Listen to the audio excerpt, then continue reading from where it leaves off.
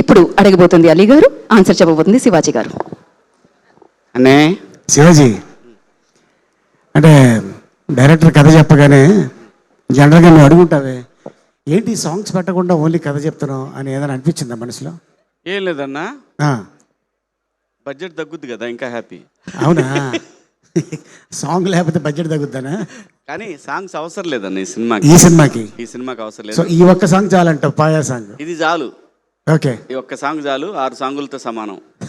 అది so all the best Shivaji. Thank you అన్న, ఎందుకంటే ఇది పెద్ద హిట్ అవ్వాలి.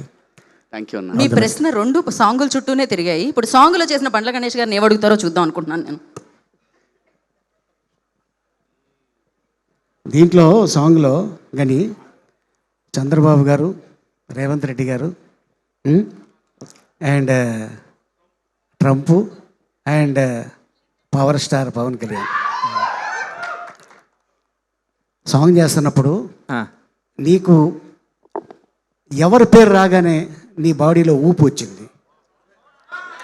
ఆహా, చంద్రబాబు గారా, పవన్ కళ్యాణ్ గారా? ఆ క్వశ్చన్ కాదన్నా, ఆ క్వశ్చన్ నువ్వు అడగకూడదు. నువ్వు అడగకూడదు. అది ఎవరి పేరు చెప్తే నాకు ఊపు వస్తుందన్న. నాకు ఈ పేరు ఎవరి వల్ల వచ్చిందన్న?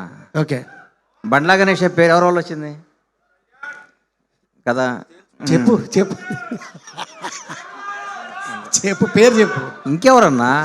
One and only boss power star. Okay, so అంత ఊపు వచ్చింది అనమాట. ఎందుకు రాదన్నా? వెరీ గుడ్, ఎందుకు రాదు? సూపర్. మనం అనుభవిస్తుంది ఇదంతా ఆయన ద్వారా వచ్చిందే కాబట్టి ఎప్పుడు ఊపు వస్తుంది. Very good. Thank you Ali గారు, థ్యాంక్ యూ సో మచ్. మీరు పాయా ఎన్నిసార్లు తిన్నారు అని అడుగుదాం అనుకున్నా. అసలు ప్రశ్న అడగాల ఏంటి?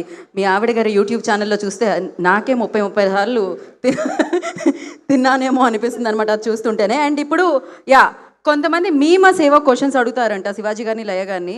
ఇమీడియట్గా మనం అదే సెషన్లోకి వెళ్ళిపోదాము. ఎవరమ్మా అడిగే వాళ్ళు తొందరగా ముందుకు రండి, ఫాస్ట్గా. అఫ్కోర్స్ ఇవాళ మీమస్ గాడ్ దర్శనం కూడా అవుతుంది దగ్గర నుంచి, బ్రహ్మానందం గారిది.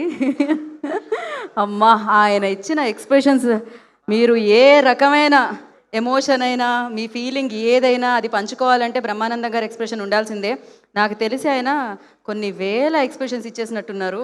సార్ అసలు నిజంగా ఎవరు ఏ ఎక్స్ప్రెషన్ని షేర్ చేయాలన్నా అది మీ ఎక్స్ప్రెషన్ త్రూనే జరుగుతుందనమాట. మా వాట్సాప్ మొత్తం మీ స్టిక్కర్సే ఉంటాయి.